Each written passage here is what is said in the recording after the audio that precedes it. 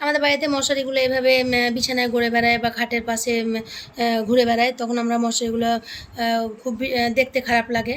তার জন্য আমি কিছু মশারি কভার বানিয়ে নিয়েছি। এই যে এর মধ্যে একটা মশারি ঢোকানো রয়েছে, তলায় চেন করে করেছি। এটা একটা মশারি ঢোকানো আছে, আর এইটা একটা আমি কভার করে নিয়েছি।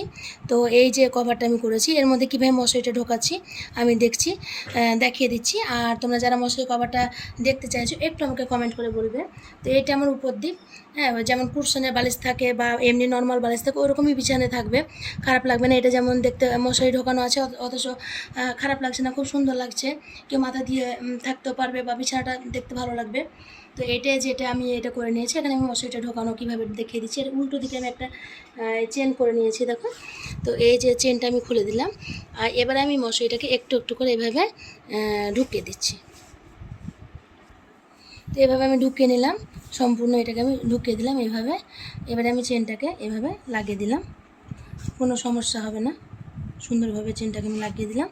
এবার আমি উল্টে এটাকে রেখে দিচ্ছি। এটা আমাদের বিছানায় থাকলে বোঝা যাবে না যে এটা মশারিটা আমার আছে। তো এভাবে আমি দুটো কভার করে নিয়েছি, এবং প্রত্যেকটা বিছানার বা যদি একটা করে মশারি কভার করে রাখা হয় তো খুব সুন্দর লাগবে। তো আমি এভাবে বিভিন্ন ডিজাইনের বিভিন্নভাবে আমি মশারি কভারগুলো করে নিয়েছি। সবাই লাইক, শেয়ার, কমেন্ট করে দিও। আর যারা যারা দেখতে চাও আরও নিত্য নতুন ডিজাইন একটু আমাকে বলো, আমি দেখিয়ে দেবো।